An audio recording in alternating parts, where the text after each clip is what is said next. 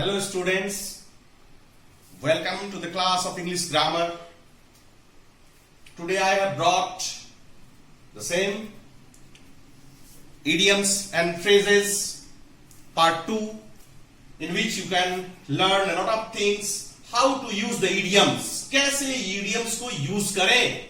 देखेंगे at all, at any cost, at all events, at home, at homing या फिर at once, at the 11th hour या at random, dead letter, जैसे ये important कुछ जो डेली यूज में हमें यूज करने पड़ते हैं और उसका अर्थ हमें जब पता ही नहीं होता है कैसे यूज करें. ये स्पोकन इंग्लिश के लिए बहुत ही इंपॉर्टेंट क्लास होगा. तो देखेंगे कैसे ये एट ऑल, जैसे कि एक इडियम्स है एट ऑल. तनिक भी, जब हम नेगेटिव पॉइंट ऑफ व्यू से जब कुछ बात करते हैं कि हमारे पास कुछ भी पैसा नहीं है, I haven't money at all. At all मतलब बिल्कुल नहीं, नील. At all. He is not an honest man at all. वह बिल्कुल एक ईमानदार आदमी नहीं है, बिल्कुल नहीं है. at all, बिल्कुल तनिक भी नहीं, थोड़ा भी नहीं, लेस मात्र भी नहीं, थोड़ा भी नहीं, not at all. Negative. At any cost, किसी भी कीमत पर ये काम मैं करूंगा. I have to finish, I have to complete, I have to do this work, I have to complete this work at any cost. किसी भी कॉस्ट पर, कॉस्ट मीन्स कीमत, किसी भी कीमत पर मैं ये काम जरूर करूंगा. तो ये एट एनी कॉस्ट, ये वर्ड अगर हमारे पास होते हैं हम उसको यूज करें. वर्ड हम जब हमारे पास स्टॉक ऑफ वर्ड्स होंगे ही नहीं तो हम कहां से एक्सप्रेस करेंगे. सो हमारे पास होना चाहिए इडियम्स, टेंस की जानकारी. देखो आप सोचते हो कैसे इंग्लिश बोला जाए. इंग्लिश बोलने के लिए सब हमारे पास अस्त्र शस्त्र होने चाहिए, जैसा कि टेंस, वॉइस, नरेशन, ट्रांसफॉर्मेशन से रिलेटेड जितने सारे चीज हैं. आइदर वो रिमूव टू है, एज सुन एज को नो सुन में बदलना, ये सब चीज को यूज करना है. ग्रामर सिर्फ समझने के लिए नहीं है. अगर हम लेटर किसी के पास लिखते हैं कि I am writing a letter, I am writing a letter, तो आप समझिए इसमें I am writing a letter क्या चीज है. ये कोई टेंस से जुड़ा हुआ सेंटेंस है. जब हम कोई टेंस की सही जानकारी, सटीक जानकारी नहीं लेते हैं, we can't use the word. Arrange order में अगर हम उसको सजाएं तो टेंस, वॉइस सब कुछ चाहिए हमें. तो यहां देख रहा है एट एनी कॉस्ट, किसी भी कीमत पर. एट एनी मतलब कोई भी कीमत चुका करके. I have to do it, मुझे ये करना है यार.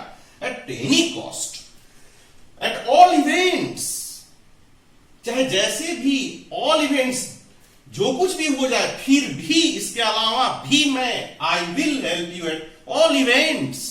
चाहे इसके लिए कुछ भी करना पड़े, मुझे जो भी कष्ट उठाना पड़े, चाहे मुझे कोई भी संघर्ष करनी पड़े, फिर भी आई विल हेल्प यू. आई के साथ विल लगा हुआ है, मैं जरूर से जरूर हेल्प करूंगा. ऑल इवेंट्स, किसी भी कीमत पर, किसी भी तरीके से. एट होम इन, जब हम घर जैसा महसूस करते हैं, बाहर जाके भी घर जैसा महसूस करेंगे तो होटल में ठहर गए, 5 स्टार होटल में ठहर गए, फिर भी घर जैसा ही लग रहा है, कोई नया जगह नहीं लग रहा है. कोई रिलेटिव के घर गए, घर जैसा ही लग रहा है, अपना घर जैसा लग रहा है. That means you are feeling at home. आप बोल सकते हो, एट होम का यहां यूज कर सकते हो. एट होम इन भी हो सकता है, एट होम भी हो सकता है. आई am quite at home in this place. ऐसे जगह में मुझे घर जैसा लग रहा है, अपना जैसा, अपना सब कुछ, मतलब एकदम जाना पहचाना सा लग रहा है. तो I am quite at home, I at home इन यूज कर सकते हैं. एट वंस, तुरंत, अकस्मात, अचानक. एट वंस ही इन्फॉर्म्ड मी, अचानक उसने मुझे, ऑल ऑफ सडन मुझे, तुरंत. एट वंस का मीनिंग तुरंत भी हो सकता है, तुरंत, इमीडिएटली. एट वंस ही इन्फॉर्म्ड मी द इंसिडेंट, उस घटना को, दुर्घटना को उसने तुरंत मेरे पास, तुरंत इंफॉर्मेशन दिया. एट वंस, एकदम, तुरंत, immediately. At the 11th hour, अब हम जब कोई घटना के एकदम लास्ट में पहुंचते हैं तो हम उसको 11th hour कहते हैं, क्योंकि घड़ी में 12 का एक बहुत बड़ा इंपॉर्टेंस है. आप समझते हो, घड़ी में जब 12 बज गए, 12 के बाद 1 है, फिर 2, 3, 4, तो 12 बजने के पहले 11th. तो 11th hour का मीनिंग यहां होता है at the last hour. That means एकदम डेड समय में, एकदम 11th, एकदम माने मरणासन अवस्था में, तुरंत एट द 11th hour ये काम कंप्लीट हुआ, यानी अंतिम चरण में कंप्लीट हुआ, लास्ट में कंप्लीट हुआ. वी रीच द स्टेशन, हम लोग स्टेशन पहुंच भी गए, लेकिन कब? At the 11th hour. अब ट्रेन खुलने ही वाली थी. दैट मीन्स 11th hour कोई भी टाइम में हो सकता है. वो 8 बजे भी हो सकता है, 9 बजे भी हो सकता है, 6 बजे भी हो सकता है, 5 बजे भी हो सकता है, लेकिन आप लेट होते होते लेट हो गए, पहुंचते पहुंचते, that means you are at 11th hour. आप 11th आवर में पहुंचते हो। एग्जाम में कोई टाइम ही नहीं पहुंचता है, आधा घंटा बिफोर नहीं पहुंचता है, एकदम अब एग्जाम शुरू होने को है, 5 मिनट है, आप पहुंच गए एट 11th आवर, आप 11th आवर में हो, एकदम से ऐसे मुंह पर आकर के।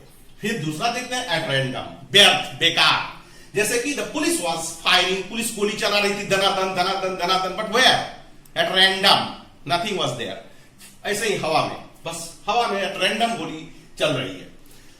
अब एक लास्ट यहां पर आता है डेड लेटर। डेड ऐसा एक वर्ड है, मृत, मरा हुआ, खत्म, माने ये चीज लुप्त हो रहा है, लुप्त। डेड सिटी, ये शहर था कभी अच्छा, लेकिन अब ये अच्छा नहीं रहा तो डेड सिटी हो गया। डेड लेटर यानी ये ट्रेडिशन जो बहुत दिन से चल रहा था, ये बहुत इंपॉर्टेंट था, लेकिन अब इसका ट्रेडिशन लुप्त हो रहा है तो डेड लेटर हो गया। ये डेड लेटर मतलब ये लुप्त, विलुप्त, अब ये चीज चल नहीं रहा है, आउट ऑफ मार्केट हो गया, आउट ऑफ ये चीज हो गया, अब ये चल नहीं रहा है। ऐसे सिचुएशन हम कह सकते हैं dead letter. This tradition is a dead letter, यानी अब ये आज के समय में इसका कोई इंपॉर्टेंस नहीं रह गया, ये चीज अब लुप्त हो रहा है, विलुप्त हो रहा है। ऐसे में हम इसको डेड लेटर भी कह सकते हैं। तो ये इडियम्स को हम अब समझ ही रहे होंगे आप लोग कि इसका कितना बड़ा इंपॉर्टेंस है, अगर हम सेंटेंस में किस तरह से सजा सकते हैं, इसकी जानकारी आपको मिल रही है। अब ऐसे सैकड़ों नहीं बल्कि हजारों नहीं बल्कि लाखों लाखों इडियम्स पड़े हुए हैं, जिसका हम लोग जो जरूरत भर, ये तो अथाह समुद्र है, इंग्लिश लिटरेचर, हिंदी लिटरेचर, कोई भी लिटरेचर, कोई भी ग्रामर अथाह समुद्र है, इसमें हमें जरूरत भर पानी जो भी लेना है ले लो। ये नदी के समान, गंगा के समान है। कोई भी भाषा हो, चाहे वो अपनी हिंदी भाषा हो, इंग्लिश भाषा हो, भाषा अपने आप में एक गहराई है, अपने आप में एक डेप्थ है, अपने आप में ये अनंत है। बस हम इसको थोड़ा बहुत सीखते हैं, काम चलाते हैं, जानते हैं। इसीलिए इसको और अच्छा जानकारी लेने के लिए होल लाइफ इसको पढ़ना, अध्ययन करना जरूरी है। इसको हमें जितना घाटेंगे, जितना देखेंगे, जितना मेहनत करेंगे, उतना पाएंगे। तो हम लोग देखेंगे कुछ इंपॉर्टेंट इडियम्स, फिर अगले क्लास में हम और भी बहुत सारे इडियम्स लेकर आ रहे हैं। आप लोग इंतजार कीजिए। धन्यवाद, thank you, God bless you.